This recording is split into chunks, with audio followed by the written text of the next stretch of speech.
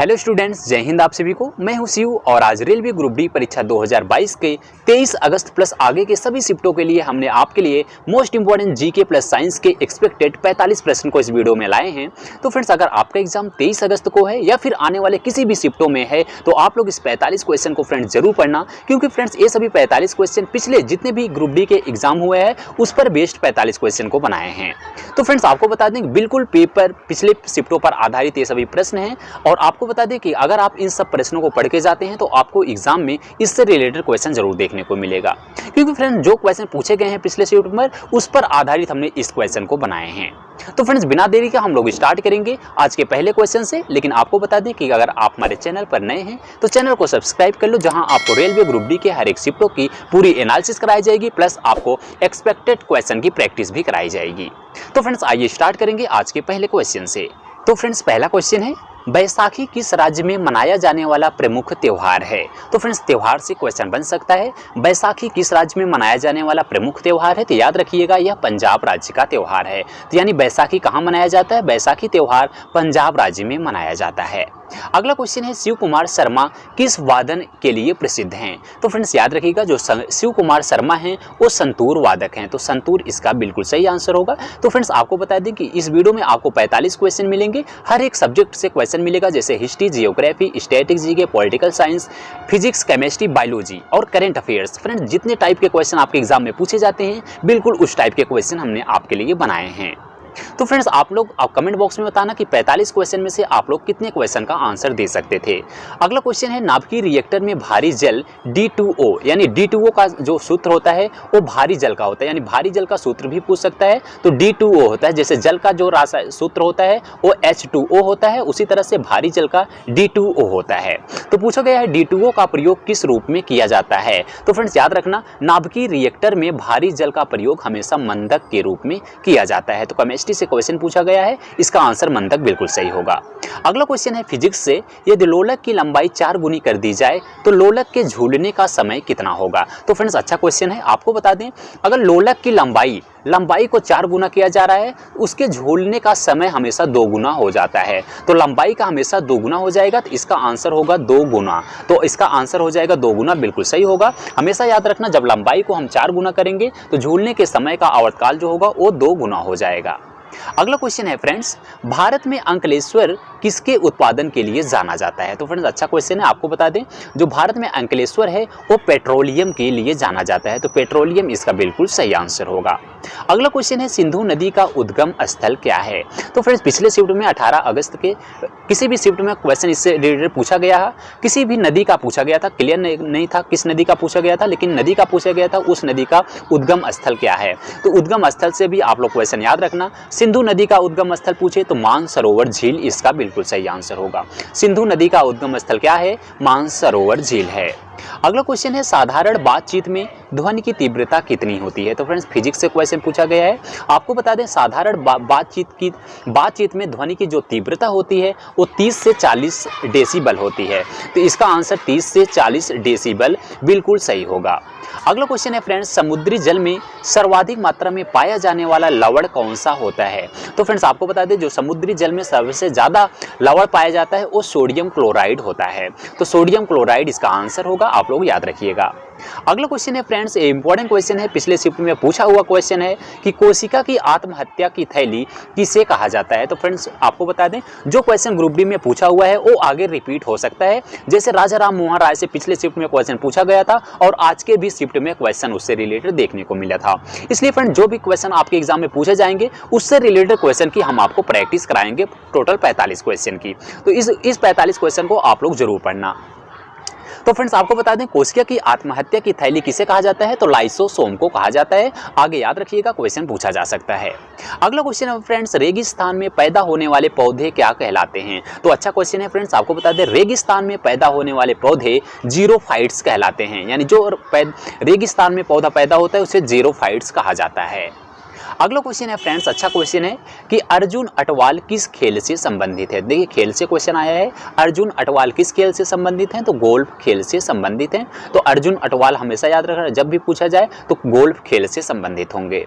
अगला क्वेश्चन है रणजी ट्रॉफी प्रतियोगिता की शुरुआत किस वर्ष हुई थी। तो फ्रेंड्स अच्छा क्वेश्चन है, इंपॉर्टेंट क्वेश्चन है। रणजी ट्रॉफी जो है वो जो इसकी प्रतियोगिता है वो 1933 में शुरू की गई थी, यानी रणजी ट्रॉफी की प्रतियोगिता 1933 ईस्वी में शुरू की गई थी। अगला क्वेश्चन है कि कपूर को किस विधि द्वारा शुद्ध किया जाता है। तो फ्रेंड्स केमिस्ट्री से क्वेश्चन है, आपको बता दें कि कपूर को हमेशा ऊर्ध्वपातन की विधि द्वारा शुद्ध किया जाता है, तो इसका आंसर ऊर्ध्वपातन बिल्कुल सही होगा। अगला क्वेश्चन है ताप युग्म तापमापी किस सिद्धांत पर आधारित है। तो फ्रेंड्स याद रखना, ताप युग्म तापमापी जो है वो सीबेक के प्रभाव पर आधारित है, यानी सीबेक के प्रभाव पर ताप युग्म तापमापी का सिद्धांत आधारित है। अगला क्वेश्चन है फ्रेंड्स, अच्छा क्वेश्चन है, आधुनिक भारत का प्रथम राष्ट्रवादी कवि किसे माना जाता है। तो फ्रेंड्स याद रखिएगा, आधुनिक भारत का जो प्रथम राष्ट्रवादी कवि है वो फिरोज जियो को माना जाता है, तो फिरोज जियो इसका आंसर होगा। अगला क्वेश्चन है, शाहजहां के काल में कौन यूरोपीय यात्री भारत आया था। तो फ्रेंड्स देखिए हिस्ट्री से क्वेश्चन आया है कि शाहजहां के काल में जो यूरोपीय यात्री भारत आया था वो पीटर मुंडी था, तो पीटर मुंडी इसका बिल्कुल सही आंसर होगा। शाहजहां के काल में पीटर मुंडी यूरोपीय यात्री भारत आया था। अगला क्वेश्चन है फ्रेंड्स कि एक वर्ष में कम से कम कितनी बार संसद की बैठक होना आवश्यक है। तो फ्रेंड्स अगर आपके एग्जाम में आएगा तो आंसर याद रखिएगा 2 बार होना आवश्यक है, कि एक वर्ष में कम से कम 2 बार संसद की बैठक होना आवश्यक होता है। अगला क्वेश्चन है, राज्यसभा के लिए नामित प्रथम फिल्म अभिनेत्री कौन थी। तो फ्रेंड्स अच्छा क्वेश्चन है, याद रखना राज्यसभा के लिए नामित प्रथम फिल्म की अभिनेत्री जो थी वो नरगिस दत्त थी, तो नरगिस दत्त जो है इसका बिल्कुल सही आंसर होगा। राज्यसभा के लिए नामित प्रथम फिल्म अभिनेत्री नरगिस दत्त थी। अगला क्वेश्चन है, देखिए फिजिक्स से पूछा गया है कि कांच के गिलास में पानी के अंदर रखा हुआ सिक्का वास्तविक आकार से बड़ा किस कारण दिखाई देता है। तो फ्रेंड्स इसको ये वेरी इंपॉर्टेंट क्वेश्चन है, आगे क्वेश्चन पूछा जा सकता है कि जो किसी भी ग्लास में या किसी भी पानी के अंदर कोई वस्तु जाती है वो अपने आकार से कुछ बड़ी दिखाई देती है, तिरछा मिर्चा दिखाई देती है। इस टाइप के क्वेश्चन अगर आपके एग्जाम में आए तो सीधा आंसर लगाना प्रकाश के अपवर्तन के कारण, यानी प्रकाश के अपवर्तन के कारण कोई भी वस्तु पानी के अंदर तिरछा दिखाई देती है, आकार से बड़ा दिखाई देती है, इस चीज को याद रखिएगा। अगला क्वेश्चन है फ्रेंड्स, देखिए कि प्राकृतिक गैस और बायोगैस दोनों में कौन सी गैस होती है, यानी पूछा गया प्राकृतिक गैस और बायोगैस में कौन सी गैस होती है, तो याद रखना बायोगैस होती है, तो इसका आंसर बायोगैस बिल्कुल सही होगा। अगला क्वेश्चन है फ्रेंड्स कि भारत में नोट जारी करने की कौन सी प्रणाली अपनाई जाती है। तो फ्रेंड्स आपको बता दें कि भारत में जो नोट जारी करने की प्रणाली है वो न्यूनतम आरक्षित प्रणाली है। कौन सी प्रणाली है? न्यूनतम आरक्षित प्रणाली है। अगला क्वेश्चन है, भारत में प्रथम कृषि विश्वविद्यालय की स्थापना कहाँ हुई थी। तो देखिए प्रथम कृषि विश्वविद्यालय की स्थापना जो है वो पंतनगर में हुई थी, तो पंतनगर इसका बिल्कुल सही आंसर होगा। अगले क्वेश्चन को देखते हैं फ्रेंड्स। अगला क्वेश्चन है, कृत्रिम वर्षा कराने में किस रसायन का प्रयोग किया जाता है, यानी पूछा गया है जो कृत्रिम रूप से वर्षा कराया जाता है वो किस रसायन के कारण कराया जाता है, तो सिल्वर आयोडाइड के कारण कराया जाता है, तो सिल्वर आयोडाइड इसका बिल्कुल सही आंसर होगा। अगला क्वेश्चन है, तेल प्रदूषण के नियंत्रण में प्रयुक्त होने वाला सुपर बग क्या है। तो फ्रेंड्स याद रखना जो तेल प्रदूषण के नियंत्रण में प्रयुक्त होने वाला जो सुपर बग है वो जीवाणु विकृति है। क्या है? सुपर बग वो जीवाणु विकृति है।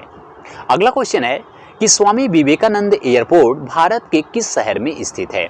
तो अच्छा क्वेश्चन है फ्रेंड्स, आपको बता दें जो स्वामी विवेकानंद एयरपोर्ट है वो भारत के रायपुर शहर में स्थित है, तो स्वामी विवेकानंद एयरपोर्ट कहाँ है? रायपुर में है।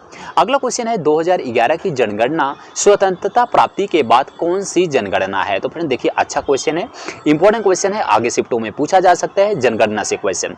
अगर पूछे 2011 की जनगणना में स्वतंत्रता प्राप्ति के बाद, याद रखना जब स्वतंत्रता प्राप्ति के बाद पूछे तो आंसर होगा 7वीं, यानी स्वतंत्रता के बाद अभी तक कितनी जनगणना हुई है? 7 बार जनगणना हुई है। आपको बता देते हैं अगर स्वतंत्रता के बाद पूछा जाए तो 1951 में पहली जनगणना हुई थी, फिर 61 में हुई थी, फिर 71 में हुई थी, फिर 81 में हुई थी, फिर 91 में हुई थी, फिर 2001 में हुई थी, उसके बाद 2011 में हुई थी। तो फ्रेंड्स आपको बता दें अभी तक टोटल गिनेंगे आप 7 बार जनगणना हुई है स्वतंत्रता के बाद। प्रत्येक यह भी पूछा जा सकता है कि जनगणना प्रत्येक कितने वर्ष के बाद होती है, तो प्रत्येक 10 वर्षों के बाद जनगणना होती है। 2011 के बाद 2022-21 में होना था, लेकिन कोविड के कारण कैंसिल कर दिया गया था। तो अभी तक कितनी बार हुआ है? टोटल 7 बार जनगणना हुआ है। अगर स्वतंत्रता के पहले पूछे यानी टोटल जनगणना कितनी बार हुआ है, तो स्वतंत्रता अगर न दिया हो तो टोटल 15 बार हुआ है। ठीक, टोटल 15 बार, स्वतंत्रता के बाद याद रखना 7 बार हुआ है। अगले क्वेश्चन को देखते हैं फ्रेंड्स। अगला क्वेश्चन है प्लास्टर ऑफ पेरिस का रासायनिक सूत्र क्या होता है। तो फ्रेंड्स बिना समय गंवाए हम लोग रिवीजन कर रहे हैं, यानी हम लोग प्रैक्टिस कर रहे हैं क्वेश्चन की, तो जल्दी से क्वेश्चन को हम लोग देखेंगे और पूरे क्वेश्चन का आंसर बताने का प्रयास करेंगे। तो प्लास्टर ऑफ पेरिस का रासायनिक सूत्र क्या होता है, तो याद रखिएगा प्लास्टर ऑफ पेरिस का रासायनिक सूत्र पूछे तो 2CaSO4H2O होता है। इसको एस रूप में लिखा जा सकता है, 2CaSO4 और H2O इस फॉर्मेट में लिखा जाएगा। तो इसका आप लोग रासायनिक सूत्र याद रखिएगा। अगला क्वेश्चन है कपास के पौधे का वंशीय नाम क्या है। तो फ्रेंड्स याद रखना कपास के पौधे का वंशीय नाम गॉसिपियम होता है। तो गॉसिपियम इसका बिल्कुल सही आंसर होगा। अगले क्वेश्चन को देखते हैं फ्रेंड्स। अगला क्वेश्चन है भारतीय शास्त्रीय नृत्य की सबसे प्राचीन शैली कौन सी है। तो फ्रेंड्स अगर सबसे प्राचीन शैली बात पूछा जाए तो इसका आंसर भरतनाट्यम होगा। अगले क्वेश्चन को देखते हैं संगीत यंत्र सितार का आविष्कार किसने किया था। तो फ्रेंड्स आपको बता दें संगीत यंत्र सितार का आविष्कार अमीर खुसरो ने किया था। तो अमीर खुसरो इसका बिल्कुल सही आंसर होगा। अगले क्वेश्चन को देखते हैं फ्रेंड्स। इस वीडियो में हम आपको टोटल 45 क्वेश्चन कराएंगे, जितने क्वेश्चन आपके एग्जाम में पूछे जाते हैं, यानी जीके और साइंस के टोटल 45 क्वेश्चन होंगे। आपको बता दें कि फ्रेंड्स अगर आप हमारे चैनल पर नए हैं तो चैनल को सब्सक्राइब कर लो, जहां हम आपको डेली रात को 9 बजे आपको डेली जीके और साइंस के 45 क्वेश्चन का प्रैक्टिस कराएंगे। जो ये सभी क्वेश्चन जो पिछले शिफ्टों में पूछे हुए क्वेश्चन हैं उस पर बेस्ड 45 क्वेश्चन होंगे। तो फ्रेंड्स अगले क्वेश्चन को देखते हैं। अगला क्वेश्चन है कि सूर्योदय और सूर्यास्त के समय वायुमंडल में लालिमा किस कारण छा जाती है। तो फ्रेंड देखिए इंपॉर्टेंट क्वेश्चन है। आपको बता दें कि सूर्योदय और सूर्यास्त के समय वायुमंडल का लाल होना प्रकाश का प्रकीर्णन के कारण होता है, यानी जो सूर्योदय और सूर्यास्त के समय वायुमंडल लाल हो जाता है वो प्रकाश के प्रकीर्णन के कारण होता है। अगला क्वेश्चन है ध्रुवों पर नमन कोण का मान कितना होता है। तो फ्रेंड्स इंपॉर्टेंट क्वेश्चन है, आगे क्वेश्चन पूछा जा सकता है ध्रुवों पर नमन कोण कितना होता है। तो आपको एक बार ट्रिक बता देते हैं।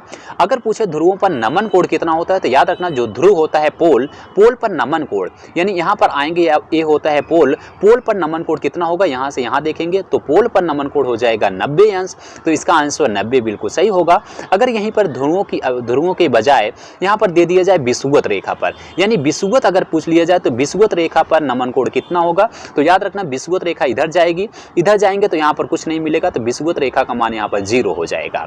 तो याद रखना विषुवत रेखा पूछा जाए तो 0 और ध्रुवों पर पूछा जाए तो इधर आएंगे, ध्रुवों पर आपका 90 अंश का कोण होगा। तो यहाँ आंसर इसका होगा 90 अंश। अगला क्वेश्चन देखते हैं फ्रेंड्स। अगला क्वेश्चन है कि सफेद स्वर्ण के नाम से किसे जाना जाता है। तो फ्रेंड्स अच्छा क्वेश्चन है, सफेद स्वर्ण के नाम से प्लेटिनम को जाना जाता है। अगला क्वेश्चन है कार्बनिक यौगिक को रासायनिक गुण प्रदान करने वाला समूह क्या कहलाता है। तो फ्रेंड्स कार्बनिक यौगिक को रासायनिक गुण प्रदान करने वाला समूह क्रियाशील समूह कहलाता है। तो इसका आंसर क्रियाशील बिल्कुल सही होगा। अगला क्वेश्चन है कि वित्त आयोग का गठन कितनी अवधि के लिए किया जाता है। तो फ्रेंड्स आपको बता दें वित्त आयोग का जो गठन किया जाता है वो 5 वर्ष के लिए किया जाता है। अगला क्वेश्चन है किसके शासनकाल में मराठा प्रमुख संभाजी की हत्या कर दी गई थी। तो फ्रेंड्स आपको बता दें कि जो संभाजी की हत्या की गई थी वो औरंगजेब के शासनकाल में की गई थी। याद रखिएगा किसके शासनकाल में, औरंगजेब के शासनकाल में। अगला क्वेश्चन है फ्रेंड्स भारतीय जीवन बीमा निगम यानी LIC की स्थापना किस वर्ष की गई थी। यानी सीधा पूछा गया है कि LIC की स्थापना कब की गई थी, तो 1956 ईस्वी में की गई थी। अगला क्वेश्चन है राष्ट्रपति को अध्यादेश जारी करने की शक्ति किस अधिनियम के द्वारा की गई है। तो फ्रेंड्स इससे रिलेटेड क्वेश्चन आज पूछा गया था आज के शिफ्ट में, आप लोग याद रखिएगा। राष्ट्रपति को अध्यादेश जारी करने की शक्ति जो है वो भारत सरकार अधिनियम यानी 1935 के अंतर्गत की गई है। अगले क्वेश्चन को देखते हैं फ्रेंड्स। अगला क्वेश्चन है कि किस कोशिकांग को कोशिका का ऊर्जा घर कहा जाता है। तो फ्रेंड्स अच्छा क्वेश्चन है। आपको बता दें कि माइटोकॉन्ड्रिया जो होता है, माइटोकॉन्ड्रिया को कोशिका का ऊर्जा घर कहा जाता है। अगला क्वेश्चन है फ्रेंड्स, देखिए अब करंट अफेयर्स के क्वेश्चन चालू हो गए। करंट अफेयर्स के क्वेश्चन आपके एग्जाम में 4 से 5 क्वेश्चन पूछे जाते हैं, किसी शिफ्ट में 5 से 6 क्वेश्चन पूछे जाते हैं और वो सभी क्वेश्चन 2021 और 2022 के पूछे जाएंगे। तो आप लोग 2021 और 2022 के करंट अफेयर्स का रिवीजन कीजिएगा और हमारे अगर आप इस वीडियो को डेली आप 45 क्वेश्चन का प्रैक्टिस करते हैं तो हम आपको 2021 और 2022 के डेली 5 से 6 या 4 से 5 क्वेश्चन का प्रैक्टिस कराएंगे। जब तक आपका एग्जाम चलेगा तब तक हम आपको डेली 45 क्वेश्चन का प्रैक्टिस कराएंगे। देखिए करंट अफेयर्स से क्वेश्चन है कि Dada Saheb Phalke international film festival award 2021 में किस सर्वश्रेष्ठ अभिनेता को पुरस्कार दिया गया है। यानी Dada Saheb Phalke international film festival award 2021 किसे दिया गया है, अक्षय कुमार को दिया गया था। तो अक्षय कुमार इसका बिल्कुल सही आंसर होगा। अगला क्वेश्चन है फ्रेंड्स, हाल ही में किसे हिंदी भाषा के लिए वर्ष 2021 का साहित्य अकादमी पुरस्कार मिला है। तो फ्रेंड्स याद रखना, जो हिंदी भाषा के लिए वर्ष 2021 का साहित्य अकादमी पुरस्कार दया प्रकाश सिन्हा को मिला था। तो इसका आंसर दया प्रकाश सिन्हा बिल्कुल सही होगा। अगला क्वेश्चन है, प्रतिवर्ष पूरे भारत में 25 दिसंबर को सुशासन दिवस के किनके जन्मदिन पर मनाया जाता है। तो फ्रेंड्स एक चीज क्लियर हो गया यहाँ से आपका कि 25 दिसंबर को क्या मनाया जाता है, सुशासन दिवस मनाया जाता है। एक क्वेश्चन यहाँ से बन सकता है। अगर पूछे सुशासन दिवस किनके जन्मदिन पर मनाया जाता है तो इसका आंसर होगा अटल बिहारी वाजपेयी। अटल बिहारी वाजपेयी के जन्मदिन पर 25 दिसंबर को सुशासन दिवस मनाया जाता है। अगला क्वेश्चन है फ्रेंड्स, हाल ही में गैब्रियल बोरिक किस देश के सबसे युवा राष्ट्रपति बने हैं। तो फ्रेंड्स आपको बताना चाहेंगे कि गैब्रियल बोरिक जो हैं वो चिली देश के युवा राष्ट्रपति बने हैं। सबसे युवा राष्ट्रपति जो हैं वो चिली देश के बने हैं।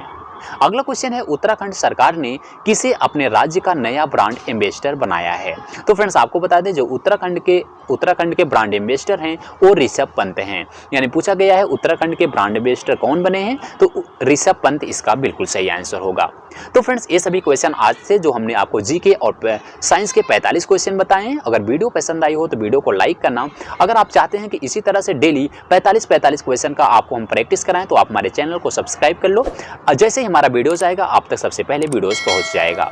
तो फ्रेंड्स मिलते हैं नेक्स्ट वीडियो में। वीडियो पसंद आई हो तो वीडियो को लाइक करके दोस्तों में शेयर जरूर करना, जिससे अपने साथ ज़्यादा से ज़्यादा स्टूडेंट जुड़ें और हम आपके लिए इसी तरह से मोस्ट इंपॉर्टेंट क्वेश्चन का प्रैक्टिस कराएं। तो फ्रेंड्स मिलते हैं नेक्स्ट वीडियो में, तब तक के लिए जय हिंद जय भारत।